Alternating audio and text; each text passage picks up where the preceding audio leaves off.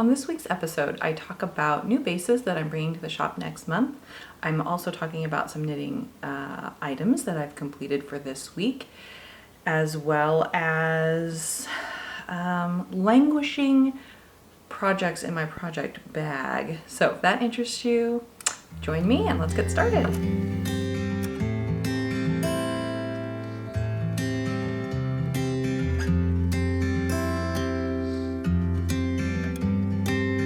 Hi, my name is Tiffany. Welcome.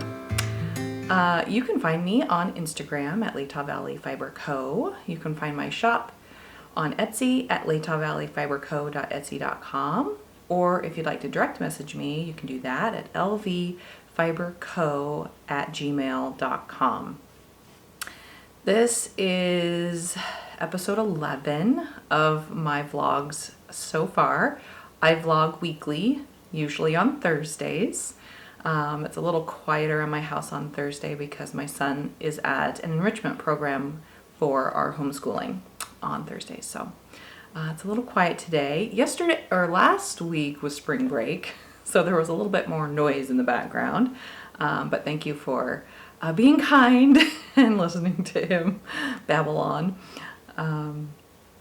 It was also Easter, so I hope you all had a great Easter day with your family and going to church in the morning. That's what we did.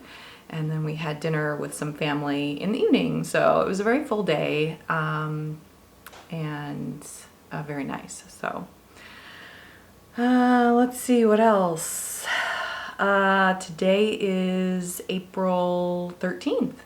So we're getting to tax day. I guess that's next. And then Mother's Day. So I've been busy dyeing some new bases that I'm bringing to the shop for this next month, as well as prepping for the market that I'm going to be doing in May, the first Saturday of the month.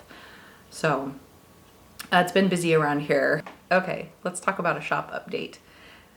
This past week, I have dyed two new bases, a bulky and a sport weight.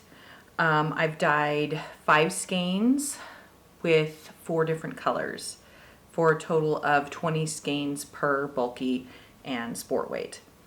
I really enjoyed the colors that I got, and I hope you like them as well. Let's start with the bulky. The bulky is 100% superwash merino wool, and it is perfect for pretty much anything. I got it, I wouldn't do socks, but I did get it specifically to do hats and maybe some blankets or sweater pullovers. So these are the 4 colors that I dyed in the bulky. Oop. There's got to be a better way to hold these. There you go. I hope you can see that. This one I dyed with wattle, which is a tree in Asia.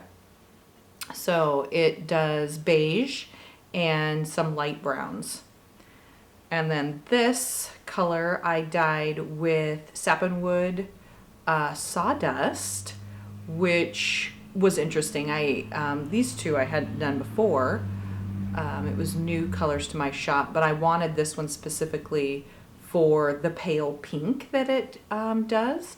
This is kind of a peachy pink, I would say. I am going to use, so this you do sawdust, and it's actually sawdust from the tree, and you soak it. You bring it up, you soak it, bring it up to a temperature and let it kind of simmer to draw the color out. And this was my first dye, and I'll have a secondary dye that I'll show you. This was the first dye on it, so it's somewhat saturated. It's kind of a muty color, but I liked it. It was really pretty. This one, it didn't adhere to all the yarn. So there's some colors that has, or some parts of the yarn that have a little bit less color saturation to it. And if you watched my last video, I prepped the yarn, I scoured it, and then I mordanted it. And I did that all the day before and just hung it up so that, because the Cutch and the Sappenwood Sawdust, you have to soak overnight to pull out the color. And so I did that overnight and the next day. So this yarn had a chance to dry. And when I put it into the pot, not all of it was wet. So that's where you have some saturation fully saturated and some not. So I will not be doing that in the future. I will have to figure out something else. I will probably soak the Cutch and the Sappenwood the night before I actually prep the yarn. That would be smart, wouldn't it? Okay, and then this is the Cutch, and I was going for a golden brown, and it pulls a little bit orange, so I'm not sad about that. I was very happy with the color. And same thing, parts of the skein are more saturated than others because they were a little dry. Okay, and then this is Tannin, and then it was put in an afterbath of iron, which turned it gray. So this was like a light, this is what I pulled the skein out of the dye bath. It was this color, this light beigey color, and then I put it in an iron after bath for about 20 minutes, and then I rinsed it and it became gray. Isn't that beautiful? It's kind of a interesting, yeah, how does that work? It's fascinating to me. So those are the 4 colors that I have in the bulky. And wouldn't that actually make a great blanket? or colorwork sweater? Yeah, okay, so that is the bulky. And next I have the sport weight. And this is the first time I've had sport weight in the shop. The yarn that I'm using is 100% alpaca. So it is super soft. It is, it's got a halo to it. It's lovely. I've never used this particular alpaca before, but it feels really nice to the touch, and I would like to make something out of it. So maybe in my next order, I'll order some extra. So yeah, these are the 4 colors that I have. This one is, oh, let's see. This one is the Sappenwood Sawdust. And now this is superwash. This is not. It's just 100% alpaca. So this was dyed with the same. This was the first dye bath. This was the second dye bath. And I have to say, I do prefer this pale pink. In fact, I like it so much that I'm going to do it again. So that'll be the 3rd dye bath, and I'm going to do my sock yarn, which is, it is superwash and has nylon in it. So it should hold on to the color and be more like this. So I thought that was interesting. Okay, so again, this is the Sappenwood Sawdust. And it's a very pale pink, really pretty. This one is Saxon blue, and this did not like the Saxon blue as much. So they're somewhat, like I've done Saxon blue on my fingering weight single ply, which is kind of similar. It's not superwash, doesn't have any nylon in it. So I thought they would take it the same, but this one, the alpaca definitely didn't. There is some variation with the color not fully saturating all the yarn. So this one's variegated. It's got a little bit of white or cream actually in it. And then this one, I have struggled to get the yellow that I like. I got it with this. This is amazing. So this is Himalayan rhubarb with a slight addition of tannin, which calmed down the Himalayan rhubarb and made it more like this golden yellow, which I absolutely love. This was what I was trying to get, and I got it. So I'm keeping that recipe, and it's going to be added to my shop. Okay, and then this is the wattle. Is this the wattle? No, this is not the wattle.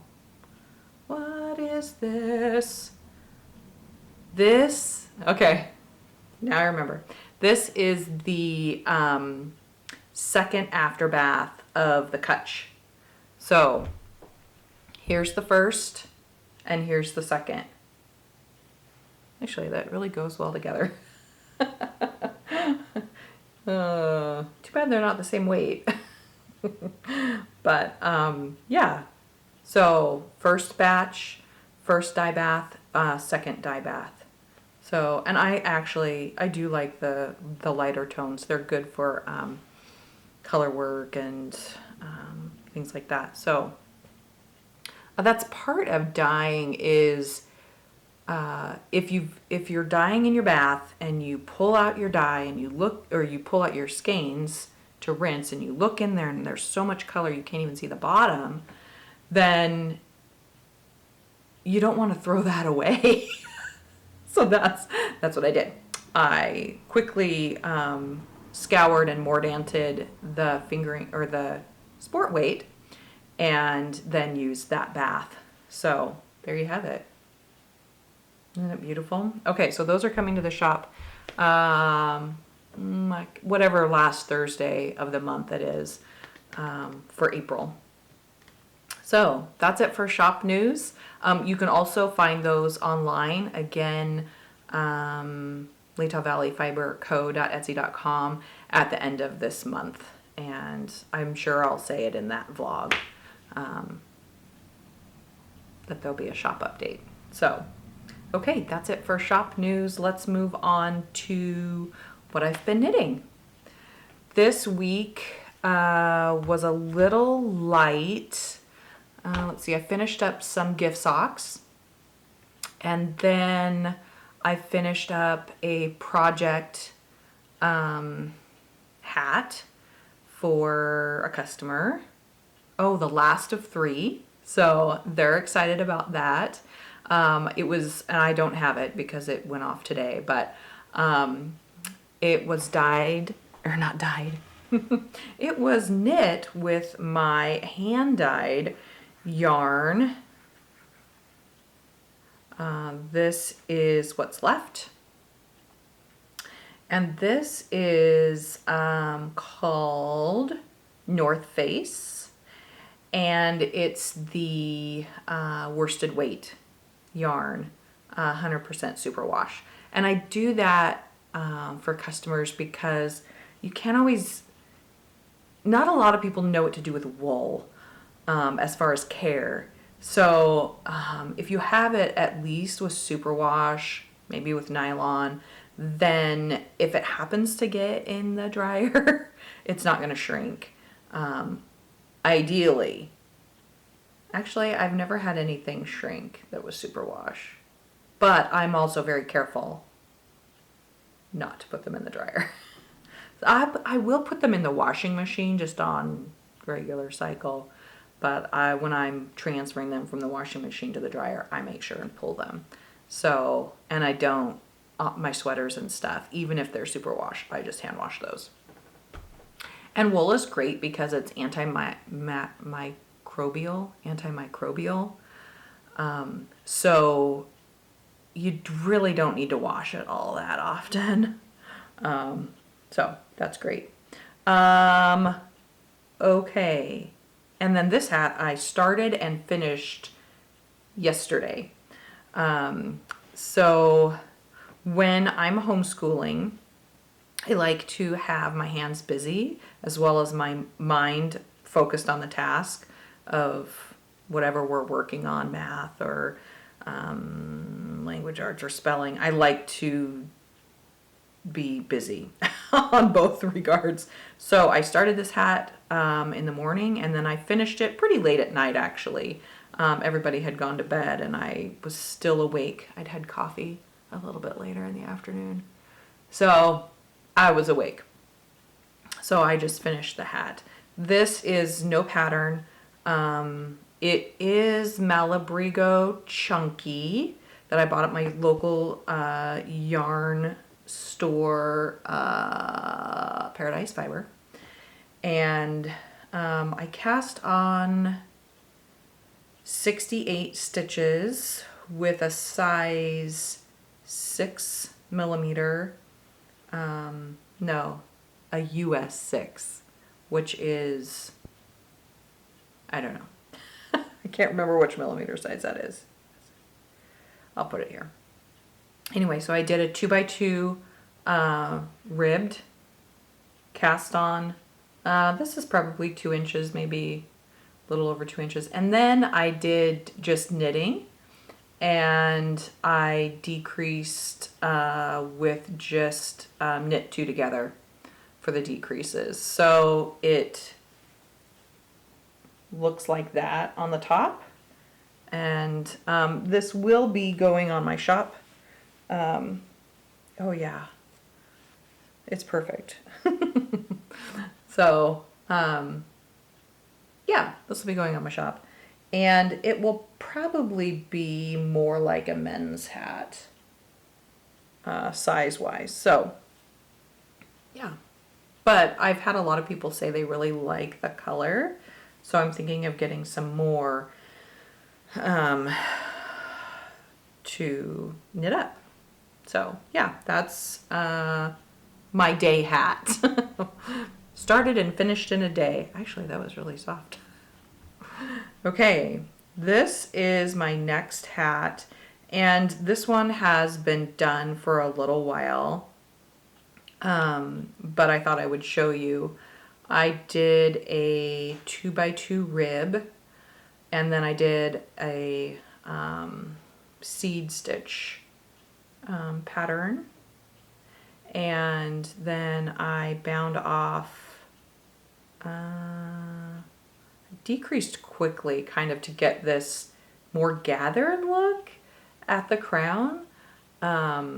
So yeah, this I knit, and it's fuzzy. It has mohair and some of my hand spun single, I can't remember what wool it was actually that I spun, but it was white and I dyed it pink, and I think I dyed it after I spun it. Yeah, so it came in a big long, it wasn't a bat or roving, might have been roving, yeah. So anyway, I spun it and then knit it. And this is a lighter hat, although, so it was a single, and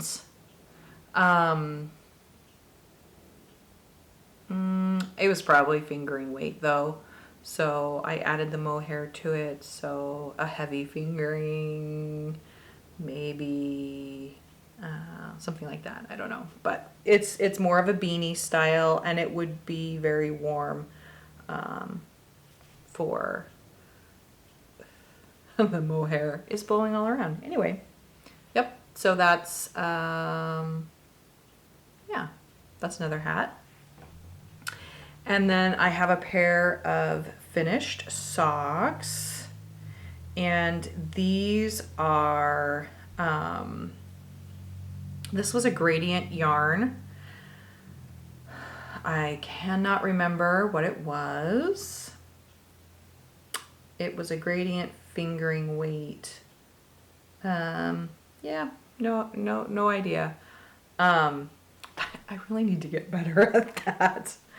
I'm terrible with writing down my finished projects. I always have a good intention to write down everything and document it, but then when it comes down to it, I start, but then I don't write the finishing stuff. Like, I started this project, but then I didn't finish the project.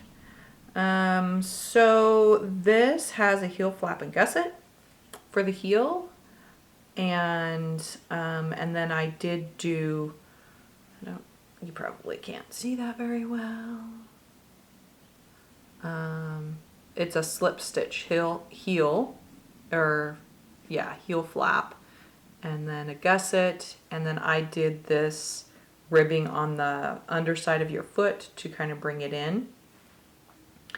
I knit these for a kid, and they were too big, so I'm going to wait until she is a little bit older and then give them to her. So, yep. So those go in my gift knitting box. Okay, my last work in progress is something I've been working on for probably 2 years now, and it's somewhat similar to the Scrappy Cozy Memories blanket, only I like chevron. So I'm doing the Northeasterly blanket, or I think it might just be called the Northeasterly. And I do it with all of my scraps of yarn. I'm doing it DK weight because I feel like I have a lot of fingering weight and I can just double that. So that's kind of my thought process on that. This is going to be a blanket that would fit a queen size bed. And yes, I realize that is going to take forever. And yeah, but I have a lot of scraps. It's interesting how most patterns, probably because of tension and knitting rows, they don't actually use up all of your yarn. So why not make a blanket out of it? So here you go. I think this is right side up. This is the wrong side, so you have this cord going through the back, but it's neat and tidy on the front. And yeah, so it's the length of a queen size bed. And I love looking at it and going, oh, I remember using that yarn in that project, which is fun. So, yeah. And actually, I even have some worsted in here. So, I'm noticing that now. So I'm using all different kinds of yarn bases, yarn types. So yeah, I'm working on the 1, 2, 3, 4, 5, 6, the 6th row. So I'm getting there. I pull this out every so often if I notice that my scraps, I put them in this little yarn bowl, and when it starts to overflow, I'm like, oh, okay, I need to add that to my blanket. So currently in here I have this yarn. This doesn't look like much of a scrap, but I had this ball and I'm just adding it in when I feel like I need some green or some different, more neutral color. So, and here it is right there. And over here. So, these are a pair of my husband's socks, as well as this is a pair of my husband's socks. So, yeah, it's kind of fun to do. So this is called the Northeasterly, and I'm not sure if it says blanket on the end or not.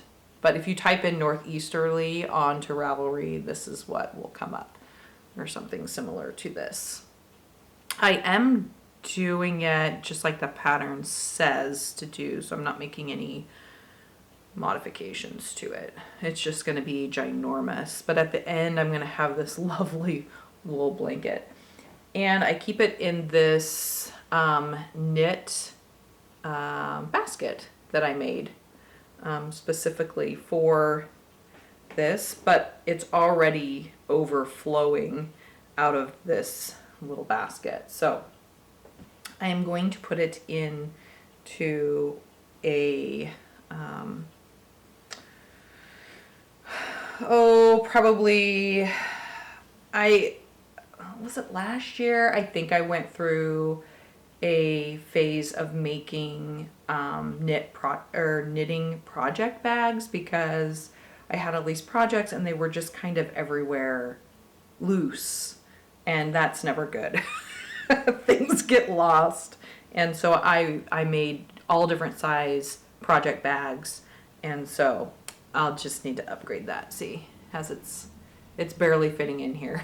So, okay, first let's open up the box from Botanical Colors, which is where I buy my natural dye.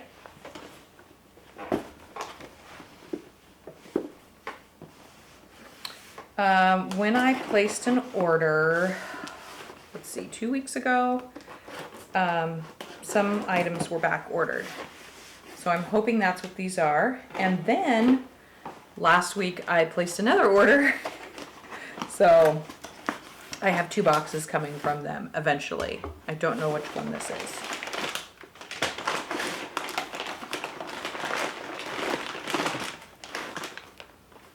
Okay, this is pomegranate liquid, and it's a natural dye made from fruit rinds, and it yields a bronzed yellow. Ah, see?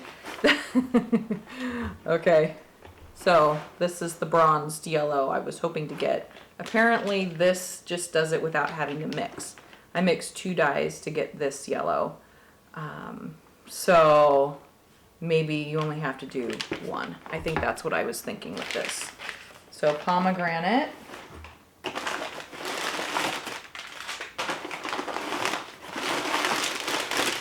Sorry for the crinkling.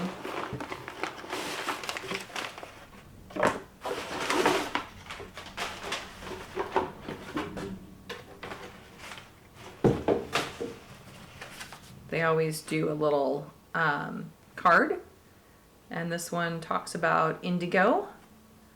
And yeah, indigo is one of the oldest dyes known to humankind. Unlike other dyes, indigo can be used by creating a vat and dipping fibers and textiles into it multiple times. I've done that. It's very challenging, but it yields a beautiful blue. So, okay. So this is actually my order from last week, so the stuff that's back ordered isn't here yet. So I do a lot of dyeing with a color and then modifying it with an iron. So I bought 1,000 grams of iron because you go through it. So that's what else came in there. All right, let's open up the box of yarn. And this was kind of a little test. I want to bring to my shop some tweed yarn, and it's very expensive to buy it undyed with the tweed. And so I found some, and so I wanted to try it out and see if it was going to be the quality that I wanted to have in my shop. And so here we go. I guess we'll check it out and hope for the best. I did order 20 skeins of this. Oh yeah. Okay. Well, that's nice. It comes in this, it's not inked up at all.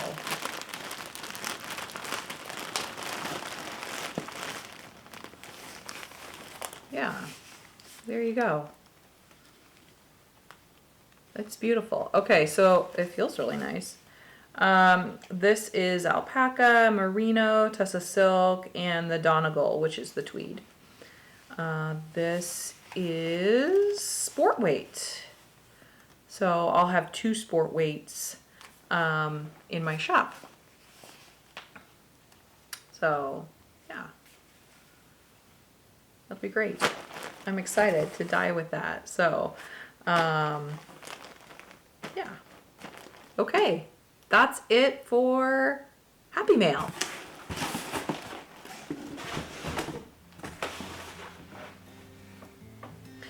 All right, guys, that's all I have for you this week. I hope you all have a lovely week. Enjoy that sunshine out there if you have some. If not, enjoy the rain. We've had plenty of that this last week. And I'll see you in the next video.